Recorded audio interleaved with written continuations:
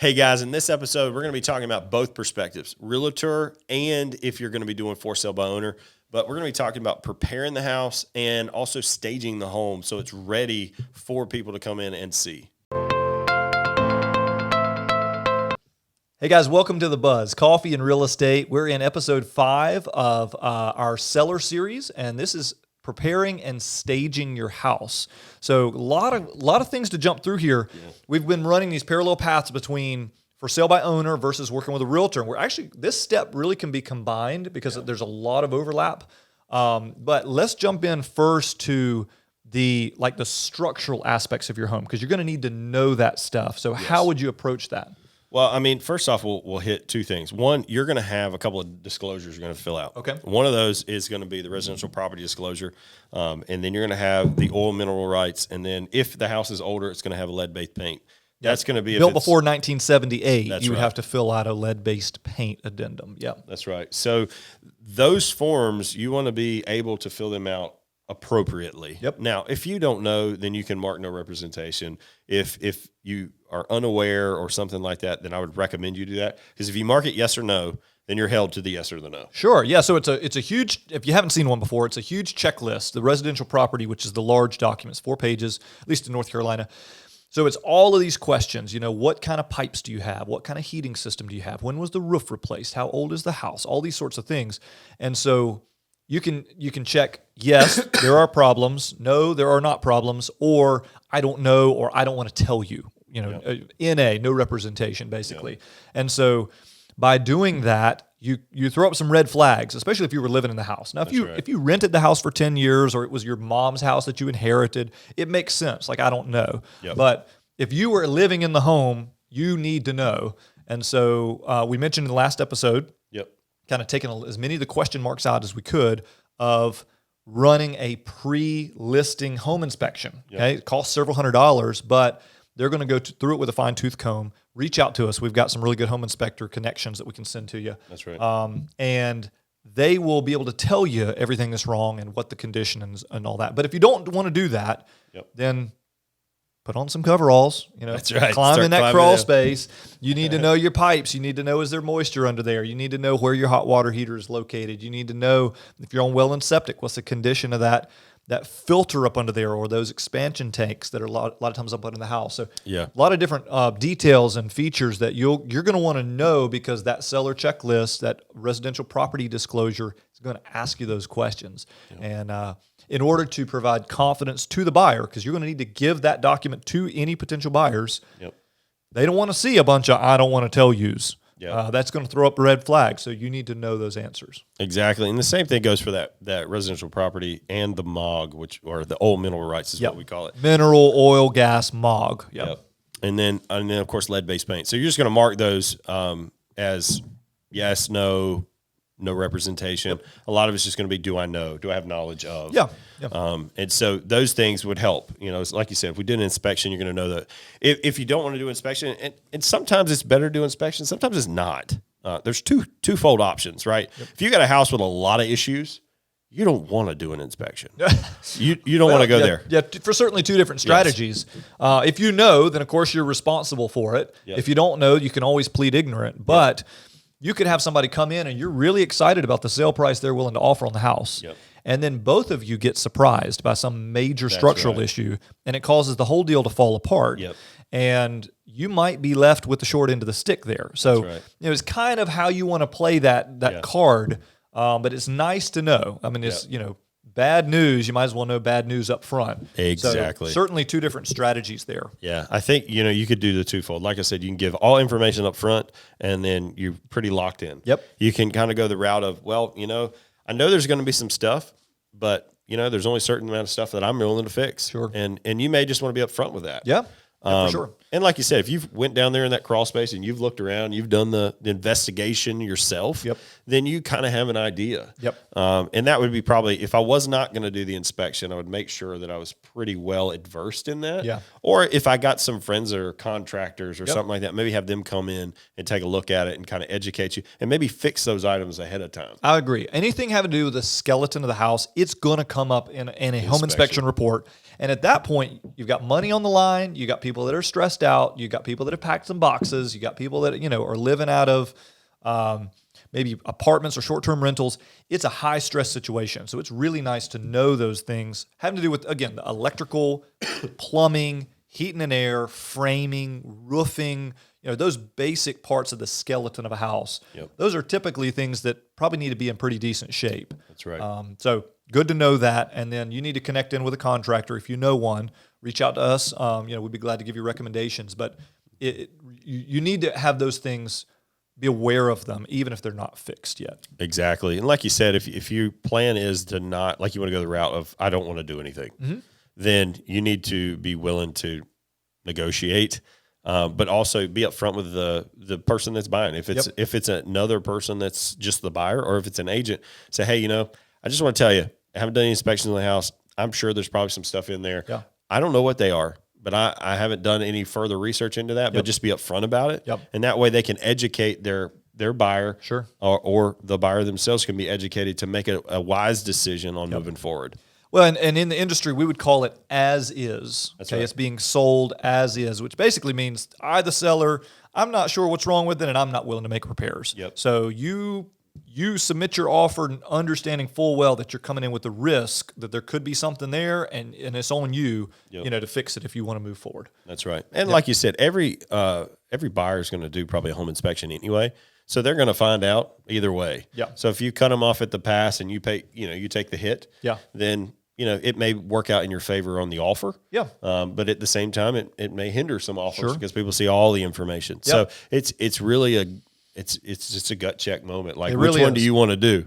Yeah, two different strategies there. Yep. And then, of course, switching over, we're away from the skeleton of the house. We're really now into the staging, the decluttering aspect of what does it look like for the skin of the inside of the home, right? The flooring, the paint, the countertops, the cabinets, all those sorts of things. So how would you counsel as far as that would go? Yeah, so I mean, one of the biggest things, when I was for sale owner in my house, I had a friend that was an agent, and so I said, all right, well, I said, we got the house, it's all cleaned up, it's ready to go, all the things are done, and so the person came in and they were looking around and they were like, Josh, there's like 75 cobwebs on your light fixtures. You got light bulbs that aren't working. You've got, this big weird spot on the ceiling that you didn't paint or whatever, it's like all these little things. I was like, oh, well, I didn't even think about that or I missed that. And so having a second set of eyes is going to be huge. If you know somebody who is, interior designer or somebody who does remodel or something like home staging, all of that, then, reach out to somebody that is kind of an expert in that. Yeah. And say, hey, can you just walk through my house? Maybe you pay them $100 to come in and look at it, and they give you some advice or whatever. If you want to step it, up a notch, then you can reach out to us. We've got stagers, we've got consultants, we've also got virtual tour options, so they can virtually stage the house. They can physically stage the house. They can come in and consult you on how to stage your house with the stuff that's in it, with your furniture, your furniture. And so there's a lot of options that you can do to make your house really stand out from everybody else's. Yeah. Well, and I think that you'd need to understand you are blind in your own house. Okay. I know you live there, right? And so you would think, well, I live there, I know the details. You don't. Okay. There's things that you consider normal. Maybe let's take an example, how cluttered your kitchen countertops are. That's right. And let's say they're pretty cluttered typically. And so you take a bunch of stuff off and you're like, wow, that looks really good. And then somebody else comes in who knows what they're doing and they're comparing it to a model home. That's right. In HGTV or something. Yes. And so they're going to say, hey, I know it looks better than it used to, but it's still got 7 things too many. This one need to go. Keep that one in the corner. And that's just invaluable because that initial impression, when somebody looks at the pictures or the video, we're going to get to all of that in a future episode of how to get those things done. But that initial impression is going to tell someone, wow, this person is organized, they are neat, they are clean, and that provides a lot of excitement as somebody enters the home. They're looking for what's right about the house. That's right. Instead of, this house is cluttered, it's dirty, and it's broken, now I need to go figure out what else is wrong with it. And that puts them in that, like we talked about in the last episode, that critical spirit. You don't want them in a critical spirit in your house because then they're going to find more and more and more stuff they don't like, which is going to drive the price down or it's going to drive them away entirely. Environment, Yeah. So definitely you want people who don't live in the house, who will give you an honest opinion. Could be a friend, neighbor, family member, whatever. A good friend, right? Or it could be somebody professionally. And like Josh said, we work with people all the time that can give all those different levels, depending on how in-depth you want to go and how much money you want to pay, to make sure the house is staged appropriately. It looks good. I mean, you can even go out to a couple of model homes, in new home communities. Yeah. Go out, walk through the model home, just be able to see how many books do they keep on the bookshelves? What do their kitchen countertops look like? That's right. What do the bedrooms look? How much furniture do they stick in the bedrooms? Yeah. The master bedroom, how cluttered does it look? And how does my master bedroom compare to that one? So you can get a little bit of idea on that. Certainly do a few hours of research on YouTube, properly staging your home. There's, information all over the place. Yep. Educate yourself, because that initial impression is going to tell someone, I'm excited, I want to move forward, this house is totally worth it, or something's wrong and we need to figure out what it is. Well, we see that all the time. I mean, you have people that, we'll go into a listing, right? And I'll tell them, hey, look, you're really going to have to declutter because you guys got a lot of stuff. And then I come in and 50% of it's been removed. And they're like, man, it looks so much better. Well, we've come in to shoot videos or do pictures and stuff. And I'm like, I said, Cam, we're going to have to move everything. And we're moving stuff from one room to the next just so we can take pictures or videos or whatever. Or we're, one listing, we moved everything out into a laundry area, just so that we could get it to where they could, do their job quickly and efficiently. And I mean, after we did it and we took the pictures, it was like, wow, that looks so much better. Yeah. And even the seller was like, wow, I didn't even think in this velocity of how much work I needed to do. Yeah. I was at 50% and I'm like, no, I need you at 110%. Yes. Yeah. And so, but people walked in that house and it moved quickly. It did. And it moved fast and we got a really good solid offer on it. It was in great shape. Okay. So paint, flooring, all of those things have been updated. It just had so much stuff. That's right. And even after they got a bunch of stuff out, it still had so much stuff. Yep. So that's another thing. It is totally worth your time and your money. Get a storage unit, get one of those mobile, pods or something like that. Fill it up, get 3/4 of your stuff out of your house. Yep. Go ahead and ship it off to a site, okay? Have it sit there for 90 days, bite the bullet, pay the fee, okay? We're talking thousands of dollars of difference in the impression of your home. Yep. It's worth it to do it. I know that it's going to be hard to pay those several $100s, but it's totally worth it to do it. So that's really the kind of the highlights of some of the staging aspects. Of course, if you're working with a real estate agent, then we get to walk through a lot of homes. So we can handle a lot of that for you, a lot of that consulting, a lot of that connecting with contractors for repairs or stagers or moving companies or whatever.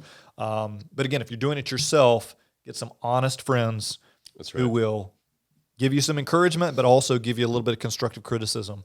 Oh, totally. Make sure the house is in good shape. So, well, and another thing that I'll just add as a bonus tip: make sure you mow your yard. Oh my word! That's one thing I've noticed, and we're guilty of it. We've seen it where we go to a listing and it's like, why is the yard not mowed? Yeah, those are things that people pay a lot of attention to. When I was listing my houses before, I said this. We had so many cobwebs, and it wasn't something you noticed normally. Yeah. But the agent walked in and she's like, Josh, you got to clean that. You got to do this. You got to do that. You get cobwebs in the corners of your house and stuff like that. It's the things that you don't really think about because you think in your mind, oh, I cleaned. Right. I swept the floors or I Swiffered or whatever. Right. And it's like, no, we're talking wipe down your baseboards and wipe down the corners and the edges and stuff like that. Go deep clean and even hire a cleaner. Have a cleaner come in because they're going to clean better than you are. Oh, we'll connect you with cleaners too. I mean, we very often say, hey, this house needs to be professionally cleaned. Yep. As prepping it. Again, for the $250 you're going to spend on cleaning the house, that's right. That's $1,000 that you're going to get on the offer price. These are investments. We don't tell you to do something so that you can have a 1-to-1 ratio. Yep. Okay. Every dollar we tell you to spend is because you're making the $2, $3, $4 back on the back end by having that house properly situated in the marketplace, right? It needs to look better than its competition. And as we've seen this market shift, that's become that much more important. That's right. Because we don't have the piranha market, where everything just flies off the shelves. It doesn't matter if it's falling apart. This is a market where it's a lot more balanced, and it needs to be in good shape, properly marketed, well taken care of. You need to know what needs to be fixed. Go ahead and fix those things so that it moves at the speed that you need it to move. That's right. Yep. I think that's just about wrapping it up. Yeah, wraps it up. So we're going to be jumping into the next steps of the selling process. So stay tuned for that. And we're enjoying it. This is fun walking through this process. Oh, it's been a blast. I mean, it's really walked us through a lot of our own walks. You know, getting into real estate, it was like that. You know, it's like, man, okay, I remember when I did this. So it's given us some good reflections. But you know, like I said, share this with somebody who may need this information. Go ahead and like and subscribe to our channel. And if you guys have any questions or comments, please leave them in the comments below so that we can, you know, give you advice, give you information, and so forth. And we'll see you guys in the next video. Yep, sounds good.